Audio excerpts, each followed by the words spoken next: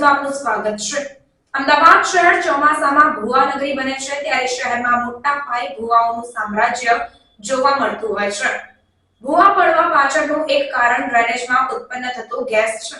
ત્યારે આગામી ચોમાસામાં શહેરમાં વધુ ભૂવા ન પડે તે માટે કોર્પોરેશન દ્વારા એક નિર્ણય કરવામાં આવ્યો છે, જે બાબતે સ્ટેન્ડિંગ કમિટીના ચેરમેન દેવાંગ દાણીએ વધુ માહિતી આપી।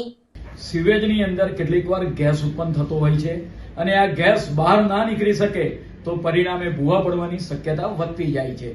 તો આજની સ્ટેન્ડિંગ કમિટીમાં થયેલી ચર્ચા મુજબ આ જે ગેસ ઉત્પન્ન થાય છે એ ગેસને હાઈટ ઉપર લઈ જઈ 30-50 ફૂટનો જો પાઇપ મૂકવામાં આવે અને જો એને વાયુ આકાશની અંદર છોડવામાં આવે તો જમીનની અંદર રોડ ઉપર ભૂવા પણ પડે નહીં।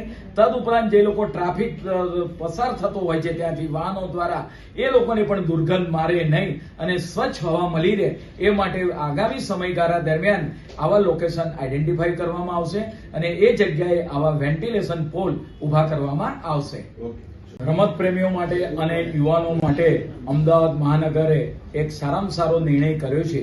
દિવસે દિવસે પ્લોટોની સંખ્યા રમતગમતના ઘટતી જતી હોય છે, તો મહાનગર દ્વારા જે ટીપી ફાઇનલ થઈ છે તેની અંદર જે 40% કપાત લેવામાં આવે છે એની અંદર પ્લેગ્રાઉન્ડના જે રિઝર્વેશનના પ્લોટો મૂકેલા હોય છે તો 7 ઝોનની અંદર અલગ અલગ થઈ 5000 સ્ક્વેર મીટર કરતા વધારે ક્ષેત્રફળ ધરાવતા 50 પ્લોટો આઈડેન્ટિફાઈ કરવામાં આવ્યા છે। આ 50 જે પ્લોટો આઈડેન્ટિફાઈ કરવામાં આવ્યા છે એ પ્લોટોની અંદર આ છોકરાઓ ત્યાં સહેલાઈથી રમી શકે એ પ્લોટોની દિવાલ કરવામાં આવશે। તદુપરાંત પ્રાથમિક સુવિધા નહીં ત્યાં આગળ પૂરી પાડવામાં આવશે।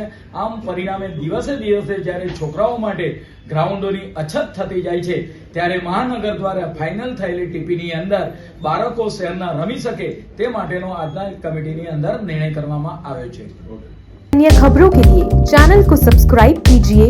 खबरों का नोटिफिकेशन पाने के लिए बेल आइकॉन को जरूर दबाएं।